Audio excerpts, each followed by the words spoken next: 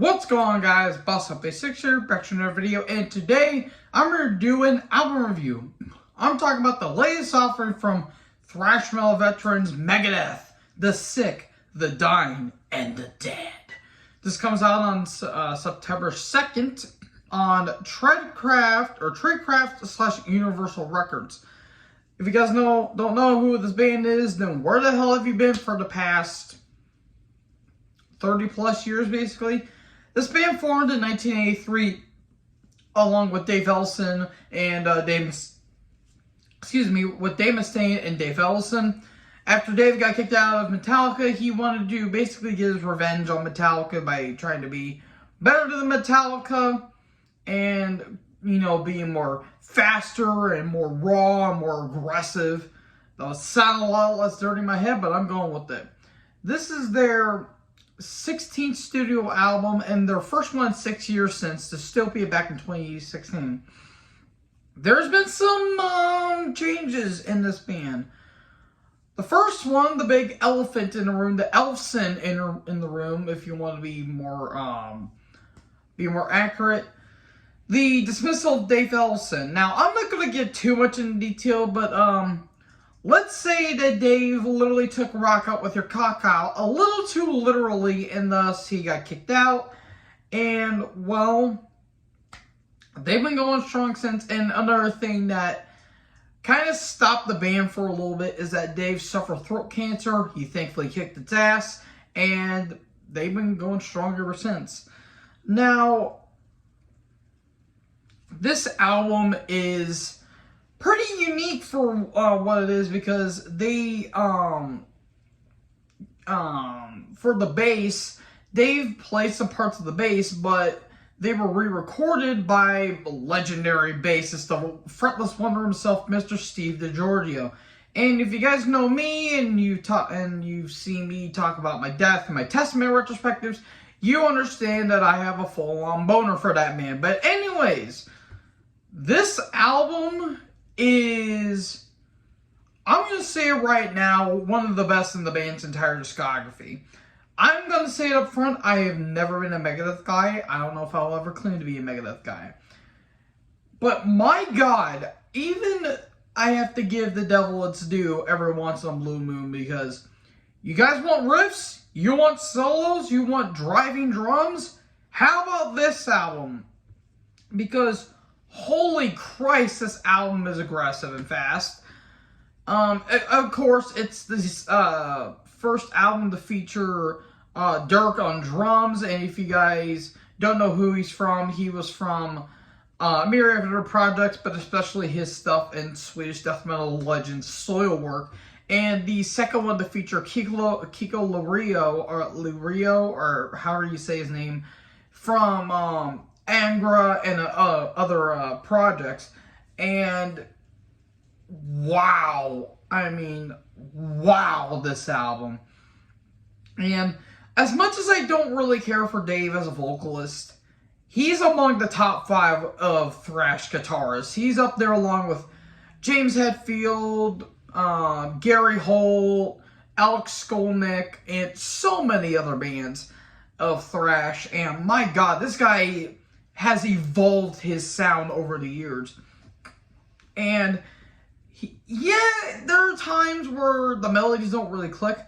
It's all about melodies here, and the catchiness of these riffs are outstanding.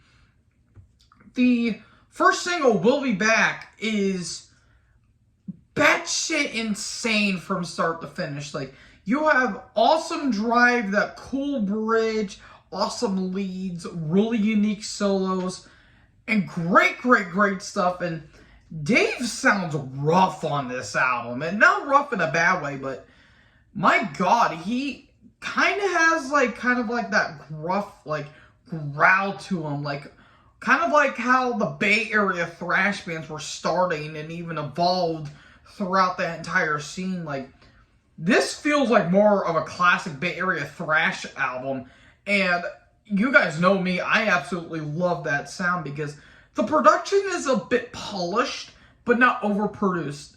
There are times where the drums sound a little clicky, but especially the double bass.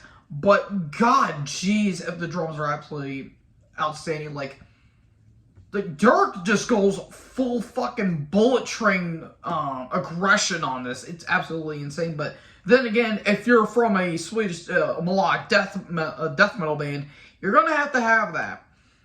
So the first single, "We'll Be Back," is absolutely awesome.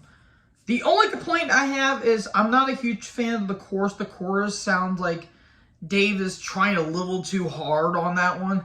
But honestly, the chorus doesn't really bother me that much.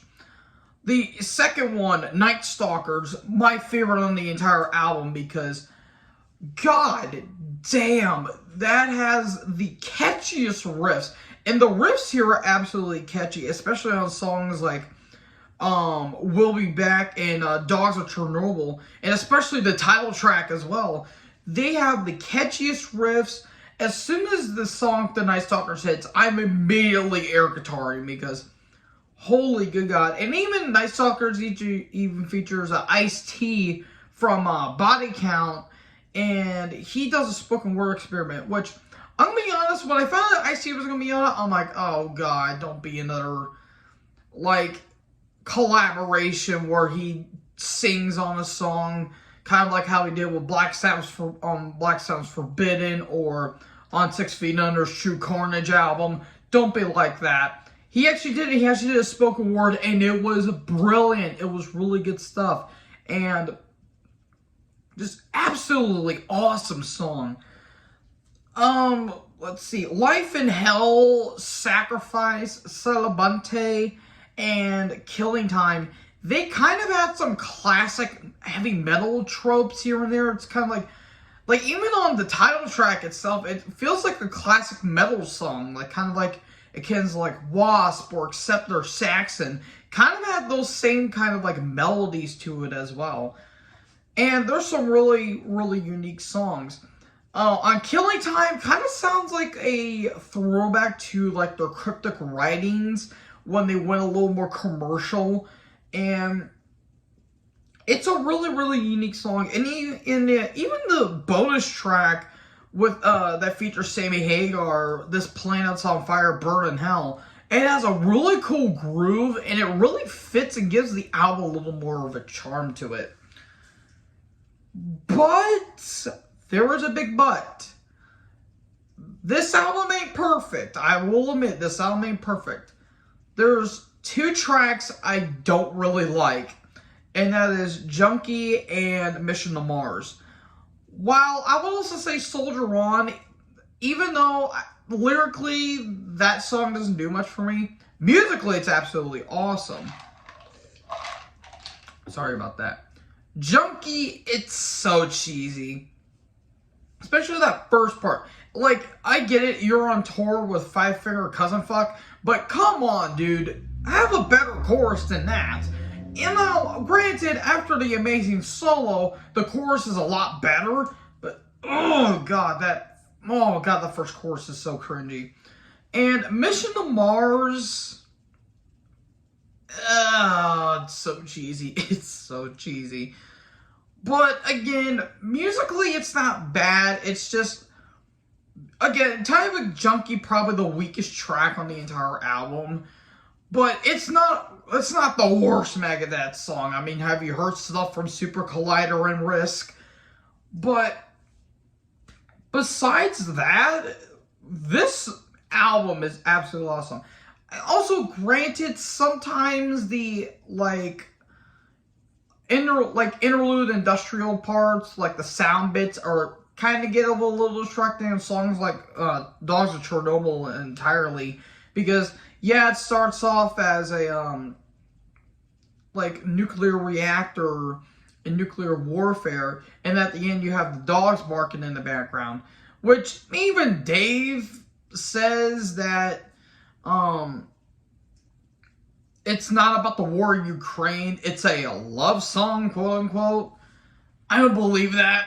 I really don't believe that, but I mean, I could be wrong, but who knows. But overall, besides the things I didn't care about, I'm going to be honest, folks, I really dig this album. Is it perfect? No, but it's probably their best since Endgame. And it's better than Dystopia 13 and whatever the fuck Super Collider was trying to be. Overall, I'm going to give this a B. I think this is a very strong album. It's not the best thrash album of the year. Well, in terms of the thrash albums I've reviewed so far, this has like been the only one, but so far, best thrash album of this year, because this is like the only one I've reviewed, but that new Razor album's coming out. This one may not beat it, but hey, who knows. Anyways, yeah, I'm going to give it a B. I enjoy the Megadeth album. Man, hell is freezing over and pigs are falling from the sky. But anyways, let me know in the comment section below what you guys thought about this album. Make sure you guys like, comment, subscribe, tap the little bell for more notifications. Join the herd. I'll talk to you guys next video. Peace out.